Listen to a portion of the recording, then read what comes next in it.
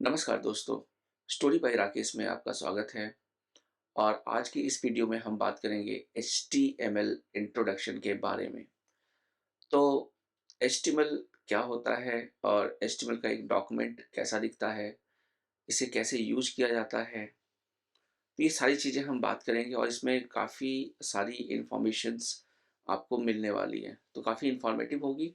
तो इस पूरी वीडियो को ज़रूर आप अच्छे से देखना, ताकि आपका जो कंसेप्ट है, बेस है HTML का, वो अच्छे से क्लियर हो जाए। तो चलिए, सबसे पहले हम बात करेंगे कि HTML, जैसे मैंने फुल फॉर्म बताया था आपको कि HTML का फुल फॉर्म होता है हाइपर टेक्स्ट मार्कअप लैंग्वेज। तो इसमें देखिए 4 चीज़ें आ रही है, हाइपर टेक्स्ट मार्कअप लैंग्वेज। ठीक है? तो लैंग्वेज से हम स्टार्ट करते हैं उल्टा। ठीक है? लैंग्वेज का मतलब है कि इसके अंदर, HTML के अंदर कुछ रूल्स हैं। जैसे कि आप हिंदी लैंग्वेज बोलते हो, इंग्लिश बोलते हो, जर्मन बोलते हो, और जितने भी तरह के लैंग्वेजेज हैं, हर हर लैंग्वेज का अपना एक रूल होता है और उसी रूल के हिसाब से हम लोग बात करते हैं। ठीक है? तो HTML भी एक लैंग्वेज है, क्योंकि इसके अंदर रूल्स फॉलो किए जाते हैं। आप कुछ भी नहीं लिख सकते और ये नहीं कह सकते कि ये एक HTML है, इसलिए ये एक लैंग्वेज है। ये किस टाइप का लैंग्वेज है? मार्कअप लैंग्वेज है। देखिए, मार्कअप को समझने के लिए आप ये समझिए कि अगर आप एक कोई बुक पढ़ते हो, ठीक है? तो बुक के अंदर बेसिकली किसी भी चैप्टर पे जब आप जाते हो, तो उसकी हेडिंग होती है, सबसे बड़ा सा एक लिखा रहता है कि उस पूरे चैप्टर का नाम। ठीक है? वो होता है मेन हेडिंग, कि चैप्टर का नाम क्या है। उसके बाद दूसरी हेडिंग होती है कि उस चैप्टर में कौन सा सेक्शन है जिसको आप पढ़ रहे हो। जैसे फॉर एग्जांपल रामायण की बात करें, तो रामायण तो आपका बुक का नाम ही हो गया। ठीक है? वो समझ सकते हो पूरी वेबसाइट का नाम। उसके अंदर सबसे पहले राम जी के जन्म से पहले की कहानी अगर है, दशरथ की कहानी, तो दशरथ की कहानी का जो चैप्टर है उसमें दशरथ जैसे वो हो सकता है आपका मेन हेडिंग हो सकता है उस चैप्टर का। और उसके बाद दशरथ का जन्म या दशरथ का शासन, दशरथ की शादियाँ, फिर उसके बाद राम जी का जन्म, तो ये सब इसके जो है सब सेक्शंस हो सकते हैं।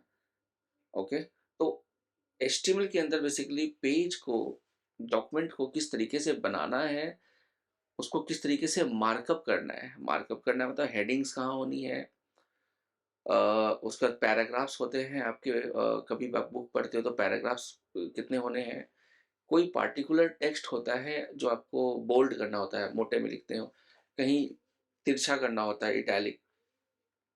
तो ये सारी चीज़ें जो है इसको कहते हैं मार्कअप करना। कहीं पे आप बुलेट्स में लिखते हो, पॉइंट्स को 1 2 3 4, या कई बार आप बिना नंबर्स के डॉट डॉट डॉट डॉट लगा देते हो, है ना? मोबाइल में भी आपने देखा होगा नोट्स वगैरह में। तो ये सारी चीज़ें, इनको हम कहते हैं मार्कअप करना। तो HTML के थ्रू जो आप डॉक्यूमेंट बनाओगे, किस तरीके का? Web document, web page. क्यों वेब पेज कहते हैं? क्योंकि वो वेबसाइट्स पे चलते हैं, इंटरनेट पे चलते हैं, इसलिए उनको हम वेब पेजेस कहते हैं। नॉर्मल पेजेस की जगह वेब पेजेस कहते हैं। तो ये जो वेब पेजेज HTML के थ्रू बनता है, वो एक मार्कअप लैंग्वेज होता है। HTML क्या है? Markup language. क्योंकि हम HTML में बताते हैं, ये हेडिंग है, ये टाइटल है, ये बोल्ड है, ये पैराग्राफ है, ये ब्रेक है, समझ रहे हो आप? इसलिए इसे हम मार्कअप लैंग्वेज कहते हैं। हाइपर टेक्स्ट को समझते हैं। हाइपर टेक्स्ट क्या होता है? देखिए, हाइपर टेक्स्ट में भी 2 चीज़ें हैं, टेक्स्ट और हाइपर। टेक्स्ट तो आपको पता है, जो भी टेक्स्ट लिखा हुआ है, तो HTML बेसिकली टेक्स्ट पे काम करता है। आप HTML के अंदर सिर्फ कोडिंग करते हो जो टेक्स्ट फॉर्मेट में होता है। अब HTML डॉक्यूमेंट के अंदर आप देखोगे बहुत सारे टेक्स्ट लिखे होते हैं, और आपने नोटिस किया होगा कि जैसे यही वेबसाइट है W3 स्कूल्स की, तो यहाँ देखिए, जब मैं इनके ऊपर ले जा रहा हूँ माउस को, ये देखिए, ठीक है? यहाँ पर तो ये हैंड का साइन आ रहा है। हैंड का मतलब होता है हाइपरलिंक, मतलब एक डॉक्यूमेंट से आप दूसरे डॉक्यूमेंट पे जा सकते हो। मतलब मान लो आपने 10 डॉक्यूमेंट बनाए हैं, या 10 चैप्टर्स है आपके बुक के हिसाब से समझो। बुक में आपका आपका इंडेक्स होता है, चैप्टर 1, चैप्टर 2, चैप्टर 3, चैप्टर 4, इस तरीके से होता है। तो आप अगर डायरेक्टली चैप्टर 4 पे जाना चाहते हो, तो चैप्टर 4 का जैसे जो है, उसको आप पढ़ते हुए चैप्टर 4 जो है पेज नंबर 35 पर है। ओके, कुछ इस तरीके से। तो वो आप डायरेक्टली उस पेज पे चले जाते हो। तो बिल्कुल वही कंसेप्ट है यहाँ पर। हाइपर टेक्स्ट का मतलब है आप डायरेक्टली किसी भी पेज से दूसरे पेज पे जा सकते हो, और यही तो मोटिव था। सबसे पहले इंटरनेट का मोटिव क्या था? आप डॉक्यूमेंट को शेयर करो और वो डॉक्यूमेंट एक दूसरे डॉक्यूमेंट से लिंक्ड हो, जुड़े हुए हो। क्लिक किया, आप दूसरे पे चले गए, दूसरे से फिर पहले पे भी आ गए, तीसरे पे भी जा सकते हैं। तो यहाँ पे भी मैं आपको करके दिखा देता हूँ। देखिए, जैसे मैं डायरेक्टली अगर HTML मीडिया पे जाना चाहता हूँ, क्लिक किया, पेज लोड हो गया, हम HTML मीडिया पे आ गए और ये हरा हो गया, ग्रीन कलर हो गया यहाँ पर। अब हम कहाँ थे? हम यहाँ पर थे, हम सीधा यहाँ पर आ गए, इस जगह, इस पेज पे। ये देखिए, तो ये हुआ, और इसे कहते हैं हम हाइपर टेक्स्ट। ठीक है, आप एक जगह से दूसरी जगह जा सकते हो। तो टेक्स्ट में जब हम हाइपर हाइपर वाली फंक्शनैलिटी ले आते हैं तो उसको कहते हैं हाइपर टेक्स्ट, कहीं से भी कहीं चले जाओ। तो आई होप आपको ये क्लियर हो गया होगा कि HTML क्या है। एक हाइपर टेक्स्ट मार्कअप लैंग्वेज एक ऐसा लैंग्वेज है, एक ऐसा मार्कअप लैंग्वेज है जिसमें आप किसी एक पेज से दूसरे पेज पे आसानी से जा सकते हो। दूसरा जो इम्पोर्टेंट इसका जो कंसेप्ट है, अच्छा, ये ऊपर में मैंने बता दिया है कि इसका मेन मकसद क्या है, वेब पेजेज बनाना। ओके, दूसरा जो है ये एक स्टैंडर्ड मार्कअप लैंग्वेज है। मैंने बताया था आपको पिछली वीडियो में, W3C ने इसे रिकमेंड किया है। W3C क्या है? वर्ल्ड वाइड वेब कंसोर्टियम, एक कंपनी है जो स्टैंडर्ड्स बनाती है, कि ये एक स्टैंडर्ड है, वेबसाइट, वेब से रिलेटेड स्टैंडर्ड्स को वो बनाती है। तो इस कंपनी ने इसको स्टैंडर्ड घोषित किया है कि HTML एक स्टैंडर्ड वे है वेब पेजेस बनाने का। अब HTML में होता क्या है?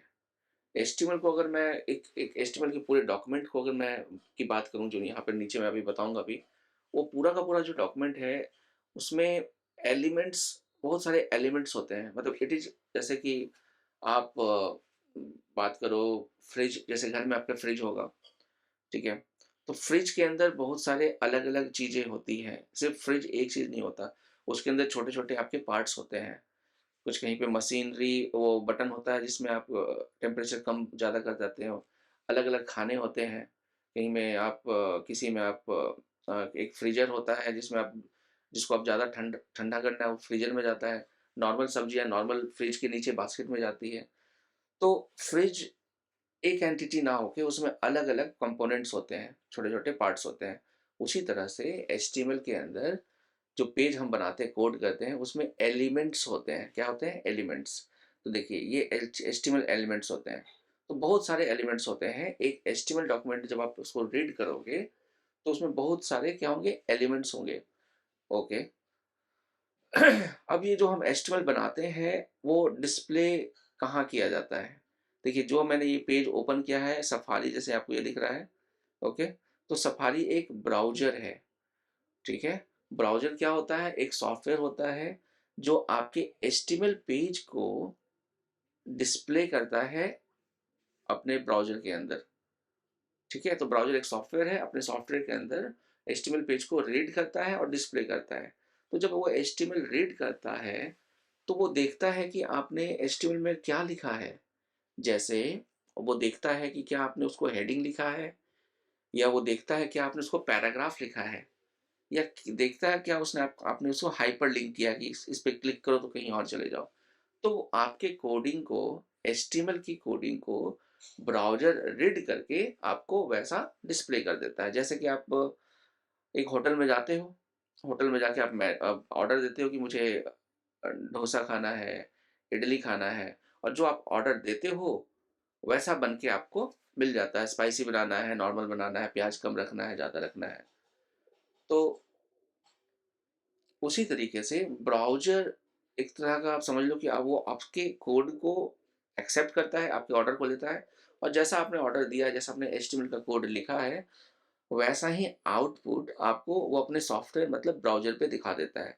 तो जो पॉपुलर ब्राउज़र्स हैं, जैसे मैकबुक में या एप्पल डिवाइसेज़ में सफारी है, और बाकी डेवलपमेंट पर्पज़ से आप क्रोम यूज़ कर सकते हो, गूगल का क्रोम है, और माइक्रोसॉफ्ट का एज है, ठीक है? फायरफॉक्स है। तो ऐसे बहुत सारे ब्राउज़र्स हैं जिसे आप यूज़ कर सकते हो अपने HTML के पेज के कंटेंट को शो करने के लिए। W3C में क्योंकि हम डायरेक्टली यहीं पे चेक करने वाले हैं, इसलिए आपको यहाँ पर मैं कोई ब्राउज़र पे टेस्ट करके नहीं दिखाऊँगा। पर तरीका मैं आपको बता दूंगा। तो ये देखिए एक HTML का सैम्पल सिंपल डॉक्यूमेंट है, और यहाँ पे आप देख सकते हो कि कितनी लाइन्स ऑफ कोड है, अराउंड 10, 12, 15 लाइन्स ऑफ कोड है। तो ये एक लाइन है, जैसे डॉक टाइप लिखा हुआ है, HTML लिखा हुआ है, हेड लिखा हुआ है। तो अगर इसको आप नोटिस करो, सबके आगे ना ये ब्रैकेट्स लगे हुए हैं, ये देखिए, ये स्टार्ट, इसको स्टार्ट ब्रैकेट कहते हैं, एंड ब्रैकेट कहते हैं, है ना, less than sign, greater than sign. और ये देखिए हर लाइन में लिखा हुआ है, HTML के भी आगे पीछे लिखा हुआ है, हेड के भी आगे पीछे लिखा हुआ है, टाइटल के भी आगे पीछे लिखा हुआ है। लेकिन यहाँ पर थोड़ा अलग है, ये देखिए, टाइटल के आगे पीछे तो वो लगा है ब्रैकेट, लेकिन ब्रैकेट के आगे एक फॉरवर्ड स्लैश है, ये वाला, ये देखिए। ओके, तो अब इन दोनों में डिफरेंस क्या है? ये टाइटल में फॉरवर्ड स्लैश नहीं है, लेकिन इस वाले में फॉरवर्ड स्लैश है। तो डिफरेंस ये है कि ये स्टार्ट यहाँ से हो रहा है और एंड यहाँ से हो रहा है। टाइटल यहाँ स्टार्ट हुआ और यहाँ ख़त्म हुआ। तो ख़त्म हुआ इसको कैसे पहचानेंगे? फॉरवर्ड स्लैश से। और इनको हम कहते क्या है? ब्रैकेट के अंदर जो चीज़ें होती है, इसको हम कहते हैं टैग, TAG, टैग। तो ये हो गया टाइटल टैग स्टार्ट, ये क्या हुआ? Title tag and, start tag, and tag. और इसके बीच की जो चीज़ है वो क्या है? इसका टैग का कंटेंट। तो टैग स्टार्ट, टैग क्लोज और टैग का कंटेंट।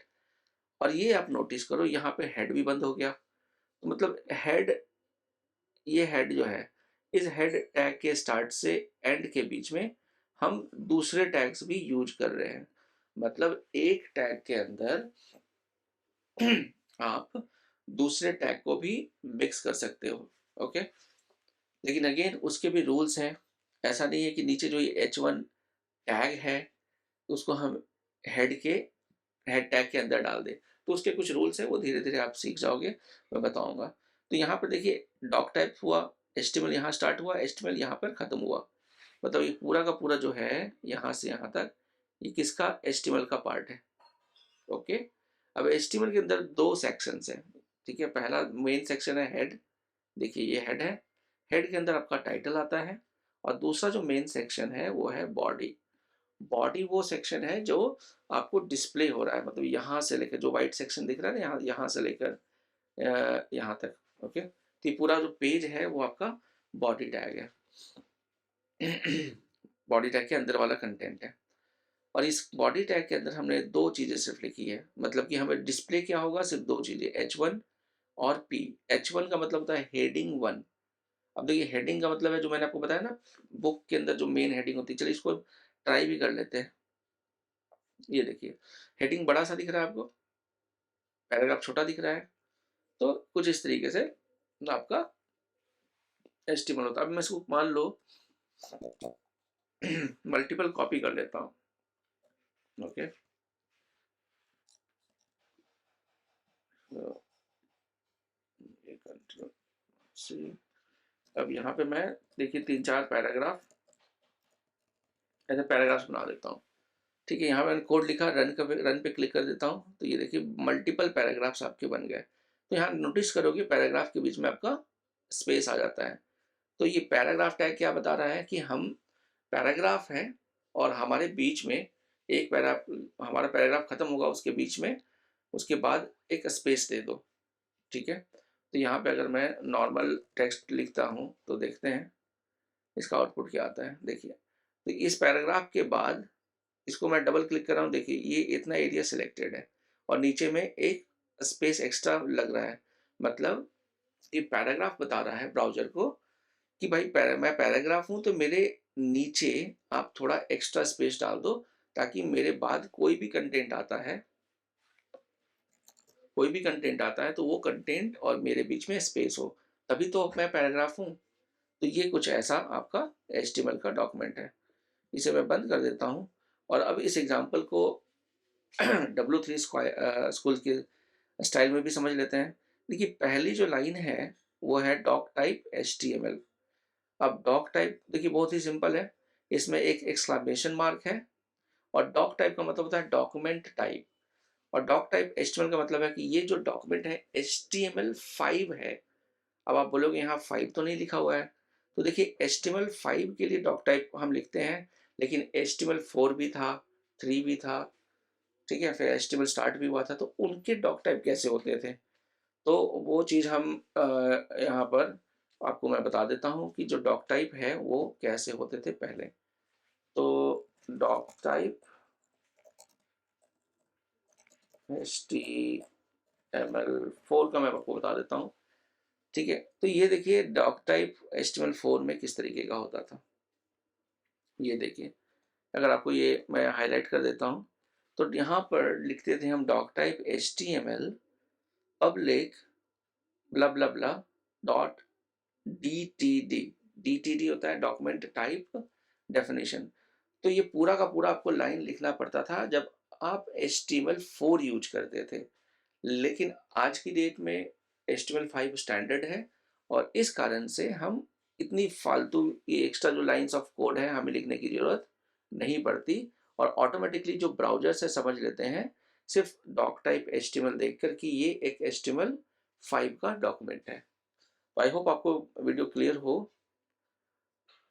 तो नेक्स्ट हम बात करते हैं HTML, जो मैंने ऑलरेडी बताया है। HTML एक एलिमेंट है जो कि रूट एलिमेंट जिसे हम कहते हैं, ठीक है।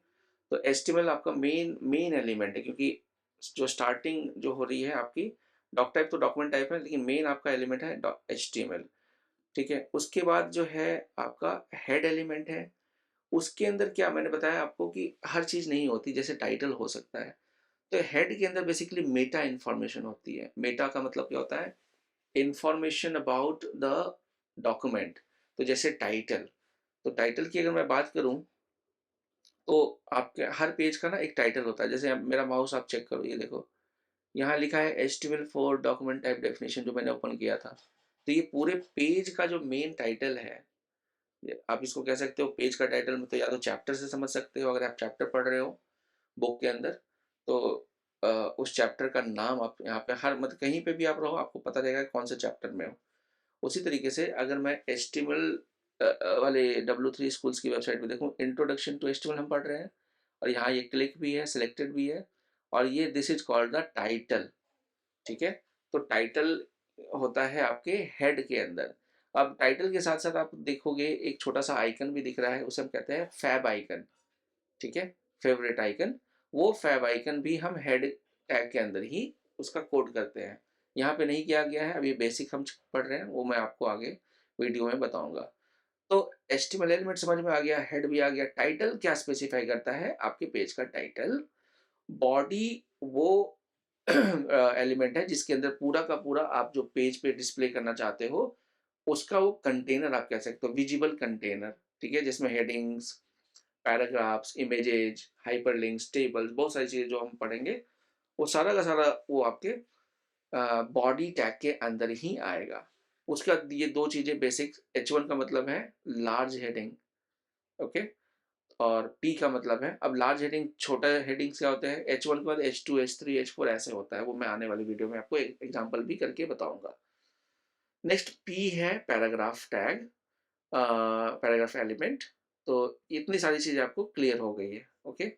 अब HTML एलिमेंट क्या होता है मैंने पहले ही बताया, मैं शॉर्टकट में बता देता हूँ। कोई भी एलिमेंट बेसिकली होता है आपका जिसमें स्टार्ट टैग होता है, एंड टैग होता है और उसके बीच का कंटेंट होता है ना। तो यहाँ पे मैंने बताया था फॉरवर्ड स्लैश से आपको पता चल जाता है कि जो टैग है वो है एंड हो रहा है। तो जैसे H1 स्टार्ट, H1 एंड।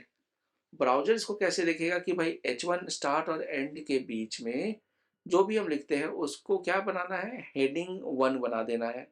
आप उसको हेडिंग 1 कर दो, मतलब बड़ी वाली हेडिंग कर दो। नेक्स्ट वाला जो टैग है HTML का वो बोल रहा है मैं एक पैराग्राफ हूँ, मुझे पैराग्राफ टैग के अंदर एलिमेंट के अंदर रख दो। तो हमने P टैग के अंदर, P एलिमेंट के अंदर इस पैराग्राफ को लिख दिया। अब जो एलिमेंट्स होते हैं देखिए दो तरह के होते हैं। एक ऐसे एलिमेंट्स होते हैं जो जिसका स्टार्ट टैग होता है, एंड टैग होता है, लेकिन कुछ ऐसे भी एलिमेंट्स होते हैं जिसमें आपका सिर्फ स्टार्ट टैग होता है, जैसे बी आर का मतलब होता है ब्रेक। कई बार क्या होता है कि पैराग्राफ आप दे रहे हो, पैराग्राफ के बीच में स्पेसिफिकली आपको ब्रेक देना, जैसे ये मान लो ये ऐसा है, ओके, ये पूरा टेक्स्ट है। मैं चाहता हूँ कि आफ्टर दिस फुल स्टॉप मैं यहाँ पे ब्रेक दे दूँ। तो स्पेसिफिकली आपको ब्रेक देने के लिए एक टैग है बीआर, यहाँ पे मुझे ज़बरदस्ती ब्रेक कर दो, तो बीआर टैग जो हम यूज करते हैं वो हम यहाँ पे ऐसे यूज कर सकते हैं। इसमें सिर्फ स्टार्ट टैग होता है, इसका कोई कंटेंट नहीं होता और ना तो हम इसे एंड करते हैं। तो आई होप आपको क्लियर हो रही होगी। वेब ब्राउज़र जैसे मैंने आपको बताया एक सॉफ्टवेयर है, क्रोम, एज, फायरफॉक्स, सफारी, जो आपके एचटीएमएल को पढ़ते हैं और यहाँ पर वो डिस्प्ले करते हैं।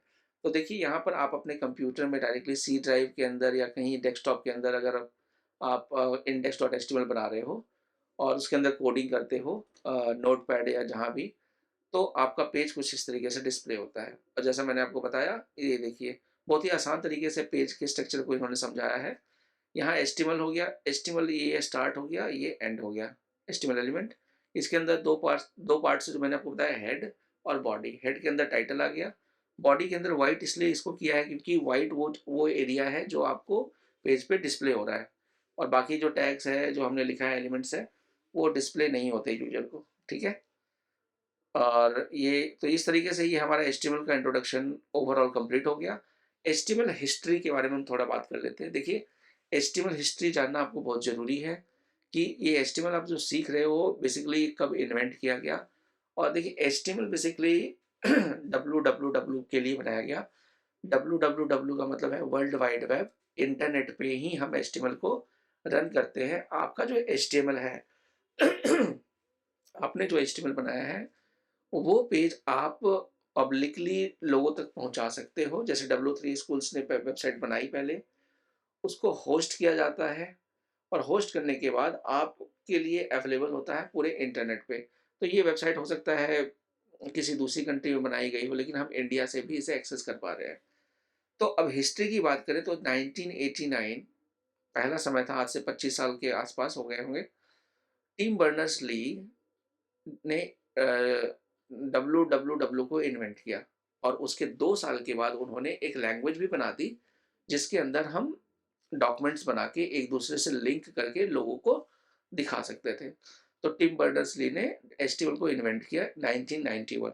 उसके बाद हर 2 साल 3 साल पे आपका इसमें प्रोग्रेस हुआ, एचटीएमएल प्लस बना, 1995 में HTML2 बना।